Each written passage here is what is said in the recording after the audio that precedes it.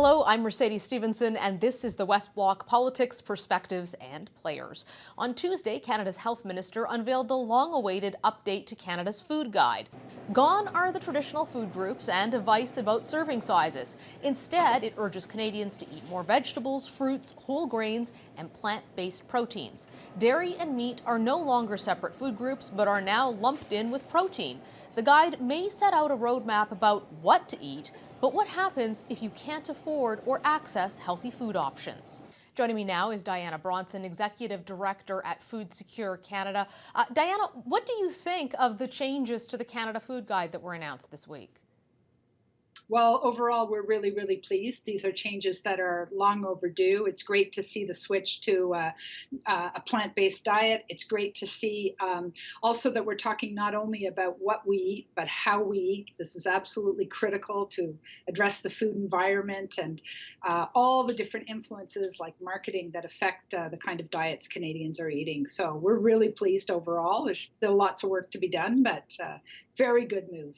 So great changes to the diet, in your opinion, in terms of the recommendations. Do you think that those changes to the food guide, though, will actually change how people eat from day to day? Well, that all depends on the rollout that's going to happen during the rest of this parliamentary session, as well as in the coming years. In order for the food guide to really have an impact, it has to be applied. There's great opportunities to apply it in schools, for example, and getting that out to kids as the way that we should be eating. In hospitals, which, as you know, are serving pretty bad food right now. And if they started to follow the food guide, we'd be a lot better off for food in hospitals. It's a great opportunity for Health Canada to take some leadership on that.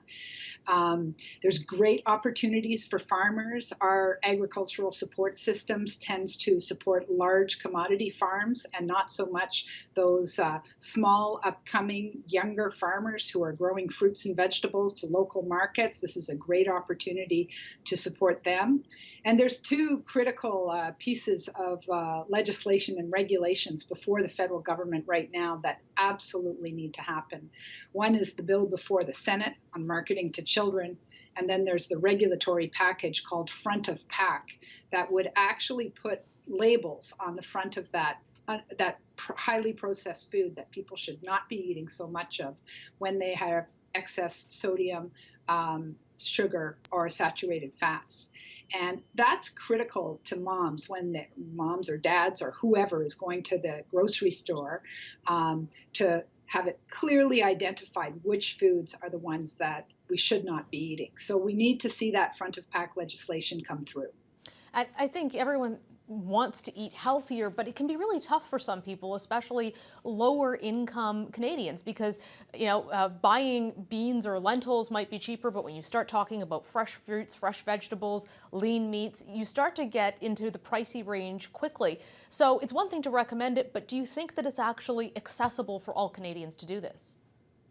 Well, there's 4 million Canadians that live in food insecurity. That means that they do not have the means, the financial means to buy a healthy diet. So those are standard statistics. They're well known, and that's not going to be solved by the food guide alone. We need new income supports. We need also to switch the way we support our agricultural system so that we can lower the prices of some of those highly desirable foods. Another thing that the food guide talks about is food skills. So you need to know how to cook lentils and beans and take them from a relatively cheap product that is dried in a package and how to make that into something that is delicious. And the food guide has done some important steps on that. But again, if we really want this to have an impact and we want to get it into the culture of how people actually eat and change eating habits, then we're going to have to talk about it in schools, in hospitals, in public institutions. We're going to have to see retailers starting to take actions to support more fresh fruit and vegetables. We know that 86% of Canadians want to eat local, fresh fruit and vegetables. Let's create a system, a food system, whereby that becomes something that is accessible to everyone. What about Indigenous communities or communities in the north? Because it's simply by their location, it can be very tough to get fresh fruits and vegetables. They're extremely expensive when you do get them. There's a high carbon footprint to transporting those goods. And even just getting basics, even processed foods can be very difficult there. So when you're talking about fresh foods and clean water too, saying drink lots of water, how do you think the government should address that situation? Because it seems like a lot of those communities would be very disadvantaged in this. Yeah, well, I don't think fresh fruits and vegetables is key to sustainable diets in the North. I think it's much more about traditional foods, about hunting and gathering and fishing, and the traditional diets that people in the North have had. I think we need to increase the food sovereignty and the self-sufficiency of people in Northern Canada, where rates of food insecurity are as high as 70% amongst children, for example, in Nunavut. So if we really want to switch that around, we've got to have the policy supports in place so that there's more sovereignty over their own food choices in Northern Canada. It's not, we have tried to subsidize the transportation of fresh fruits and vegetables north in a program called Nutrition North. And that program is a bitter failure. It is now being rebuilt. So again, the food guide is one piece of a bigger puzzle. We need to fix Nutrition North, and the government has made important steps in that regard. We need to especially integrate all of these ideas into the new food policy for Canada that we're expecting to be announced in the next couple of weeks, which has the pillars of health, sustainability, equity, and economic growth. We think the food policy is a place where all of these issues can come together into a coherent whole that will be good for the economy, good for our health, good for the planet. When it comes to the policy you're recommending, it almost sounds like a food revolution and lots of really interesting ideas, but also potentially very expensive ideas. Do you think that the government is going to go for that? And how much do you think it could cost to deliver the kind of food program you're talking about?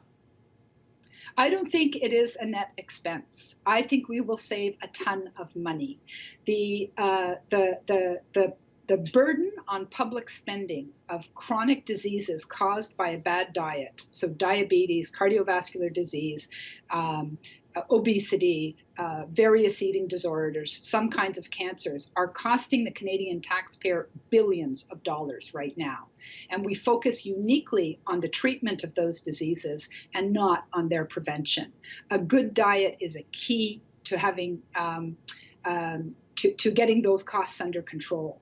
So I consider this a wise investment of public funds. Fixing our food system is not going to cost billions of dollars. It's going to save billions of dollars. And I think that's what the minister has started to understand. Health Canada sees these costs escalating. It's a huge percentage of the transfer payments that go to provinces. Every provincial government is struggling with these costs. And the prime driver, above lack of exercise and above smoking, is bad diet. So this is a first really important step in getting those costs under control. It's not going to happen overnight. We need to have a longer term view. We can't just look to the next election. We should be looking decades ahead and getting our population more healthy, and all Canadians, not just those of us who can afford to eat well.